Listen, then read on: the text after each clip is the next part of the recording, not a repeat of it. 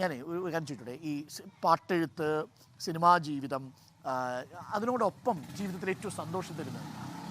ഒന്ന്, ഞാൻ ഏകദേശം ഒരു 450 കൂടുതൽ പടങ്ങൾ ചെയ്തു, 4000-ഓളം പാട്ടുകൾ ചെയ്തു.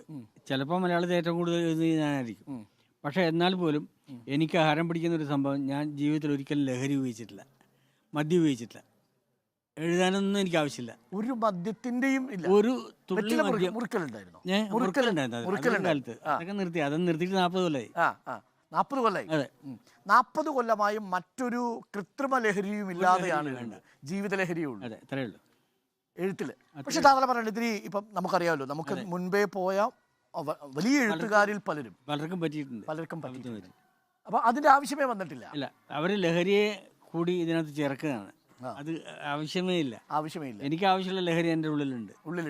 ഇപ്പോഴും അങ്ങനെയാണ്. ഇപ്പോഴും ഈ ഒരു എഫേർട്ട് എടുക്കാൻ ഉള്ളിൽ പ്രേരിപ്പിക്കുന്ന ഒരു ഘടകം ഉണ്ടാവുമല്ലോ, അതെന്തായിരിക്കും? അതെൻ്റെ സ്നേഹമാണ്. ഞാൻ എല്ലാവരും സ്നേഹിക്കുന്നു.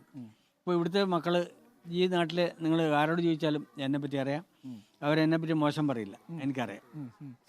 ഓക്കെ, അതൊരു വലിയൊരു കാര്യമാണ്. എനിക്കൊരു നമ്മുടെ ഈ സാംസ്കാരിക ജീവിതത്തിൻ്റെ ഒരു ഈടുവെപ്പുകൾ എന്നൊക്കെ പറയുന്നത് ഒരു ഇനി എത്ര കാലം ഇങ്ങനെയുള്ള ആൾക്കാരൊക്കെ ഉണ്ടാവുമെന്ന് നമുക്കറിയില്ല. എങ്കിൽ പോലും ഒരു കാര്യം കൂടി, എങ്ങനെ ജീവിതത്തിൻ്റെ ഒരു ദിനചര്യ പൊതുവെ? വളരെ കുറഞ്ഞ ഭക്ഷണം, കുറഞ്ഞ രീതിയിലുള്ള സമയം കെളുപ്പത, അങ്ങനെയൊക്കെ. സമയനിഷ്ഠ കാര്യത്തിൽ കൃത്യതയുണ്ട് അല്ലേ? ഒരുപാട് പ്രശ്നങ്ങൾ എനിക്കുണ്ട്, ആരോഗ്യ പ്രശ്നങ്ങളിലേക്ക് വന്നിട്ടുണ്ട്. പക്ഷേ എൻ്റെ പകുതി തളർന്നാലും പകുതി ജീവിതം കൊണ്ട് ഞാൻ മുന്നേറും. ഇതിപ്പോൾ എത്ര കാലമായി? ഈ പകുതി 10 കൊല്ലമായി. 10 കൊല്ലമായി പകുതി വേണ്ടത്ര രീതിയിൽ സ്വാധീനമില്ല. ഇല്ല. പക്ഷേ നടക്കുന്നതിന് ബുദ്ധിമുട്ടില്ല. നടക്കും, കുറേശ്ശെ നടക്കും. പക്ഷെ ദൂരെ യാത്രകൾ വാഹനത്തിൽ പോകുന്ന എപ്പോഴും യാത്ര ചെയ്യും. യാത്ര അന്നും പ്രിയമായി. അന്നും പ്രിയമായി, ഇപ്പോഴും പ്രിയമാണ്. പണ്ട് ബസ്സിന്റെ സൈഡിൽ ഇരുന്നിട്ട് എഴുതുന്ന ഒരു സമ്പ്രദായം ഉണ്ടായിരുന്നു. കാറ്റിങ്ങനെ അടിക്കുമ്പോൾ നമുക്ക് കവിത വരും. കാറ്റടിക്കുമ്പോൾ കവിത വരും.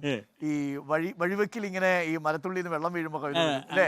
ഗ്രാമം കാണുമ്പോൾ, മനുഷ്യരെ കാണുമ്പോൾ. തീർച്ചയായിട്ടും ഈ മനസ്സിൽ തട്ടിയിട്ട് മനുഷ്യരെ കണ്ടുകൊണ്ട് എഴുതിയിട്ടുണ്ടോ?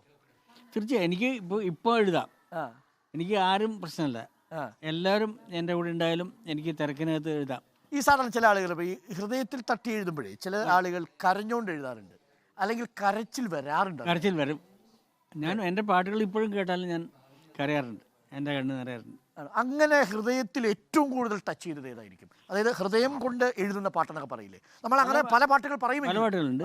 ഇപ്പോൾ കോടി ജന്മം കഴിഞ്ഞാലും നൊൻപെടുത്ത് കാത്തിരിക്കും, പാട്ടുപാടാൻ ഈണമില്ല, പെയ്തു തോരാൻ കണ്ണീരില്ല എന്നൊക്കെ പറയുമ്പോൾ എന്നെ പറ്റി പറയുന്നതെന്ന് തോന്നുന്നു. പണ്ടത്തെ പാട്ടാണ്, ദേശാടനത്തിലെ പാട്ടാണ്. 25 കൊല്ലം മുമ്പ് എഴുതിയ. ഓക്കെ, എനിക്ക് ലജ്ജാവതി മുതൽ ഇങ്ങോട്ട് ഇപ്പോൾ ഏറ്റവും ഒടുവിൽ എഴുതിയിരിക്കുന്ന നമ്മുടെ ഈ പാട്ട് വരെ ഇപ്പൊ ജാസി ഗിഫ്റ്റിനാണ്. രണ്ടും ജാസി ഗിഫ്റ്റിന്റെ ഇതുണ്ട്. 430 പാട്ടുകൾ അല്ലേ? 470 പടങ്ങളായി. അപ്പൊ പാട്ടുകൾ എന്ന് പറയുമ്പോൾ ഏകദേശം 2-3 കുറിച്ച് നോക്കിയാൽ 4000-ഓളം വരും. 4000-ഓളം പാട്ടുകളാണ്. അപ്പൊ 4000-ഓളം പാട്ടുകളിലൂടെ എനിക്കൊരു അത്രയും 400 സിനിമാ കഥകളിലൂടെയും കടന്നു പോയിട്ടുണ്ട് അല്ലേ? ജീവിതാവസ്ഥകളിലൂടെ അത്രയും ഡയറക്ടേഴ്സ്, അത്രയും പിന്നെ ലോഹിദാസ്, പത്മരാജൻ, അരവിന്ദൻ, പിന്നെ ഇവരൊക്കെ എൻ്റെ കൂടെ ഉള്ളതല്ലേ. ഓക്കെ.